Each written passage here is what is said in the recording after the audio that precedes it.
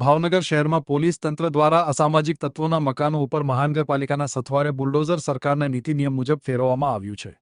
ભાવનગરના ડીએસપીએ જણાવ્યું હતું કે મહાનગરપાલિકા સાથે લીગલ પ્રોસેસ કરીને અસામાજિક તત્વો સામે સરકારની મુહિમ જે ચાલે છે તે અંતર્ગત ઘોઘા રોડ પોલીસ સ્ટેશન અને ગંગાજળિયા તળાવ પોલીસ સ્ટેશનના કુલ 5 બુટલેગરોના ઘર ઉપર ડિમોલેશન કરવામાં આવ્યું છે, જેમાં 6 પીઆઈ, 20 પીએસઆઈ અને 200 પોલીસ કર્મચારીઓને તૈનાત કરાયા હતા। મોટાભાગે પ્રોહિબિશન અને અન્ય ગુન્હાવાળા લોકોને ત્યાં ડિમોલેશન કરાયું છે।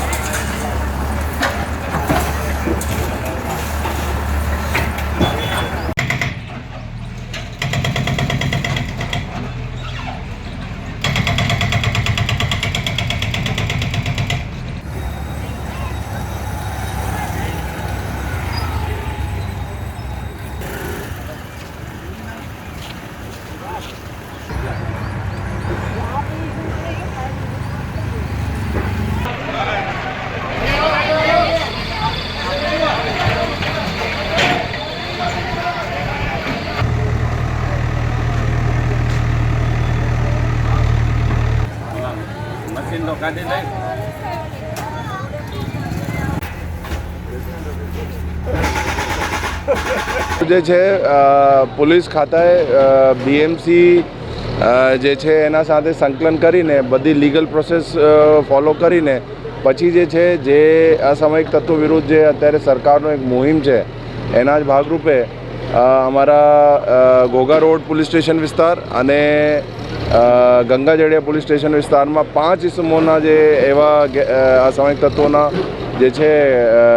જે ઘરો હતા એના ડિમોલિશન કરવામાં આવેલ છે। એમાં જે છે આજે ટોટલ 6 પીઆઈ, 20 પીએસઆઈ અને 200થી ઉપર પોલીસનો બંદોબસ્ત જે છે કાયદા વ્યવસ્થા જળવાય એના હિસાબથી ગોઠવવામાં આવેલ છે। અસામાજિક તત્વો દ્વારા સરકારી જમીન ઉપર જે કબજો કરી અને રહેઠાણ મકાન બનાવેલા છે અને ડિમોલિશન ડ્રાઈવ અંતર્ગત આજે માનનીય આઈજીપી સર તથા માનનીય એસપી સાહેબની સીધી દેખરેખ હેઠળ આજે ડિમોલિશનની કામગીરી આડોડિયાવાસમાં ચાલુ છે. આ શરીર સંબંધી તેમજ પ્રવૃત્તિ સાથે સંકળાયેલા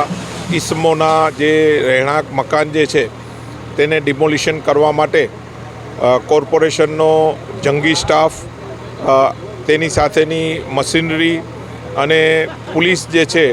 આશરે 200 જેટલા પોલીસને સાથે રાખી અને આ તમામ જે છે ઇસમોના રહેણાંક મકાનની ડિમોલિશનની કામગીરી હાલમાં ચાલુ છે. આજરોજ જે છે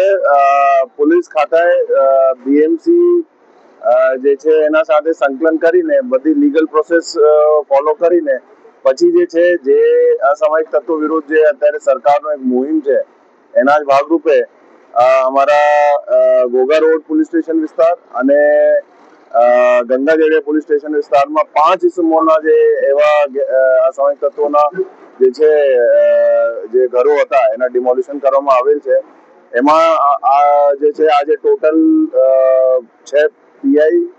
20 પીએસઆઈ અને 200 થી ઉપર પોલીસનો બંદોબસ્ત જે છે કાયદા જળવાય એના હિસાબથી ગોઠવવામાં આવેલ છે.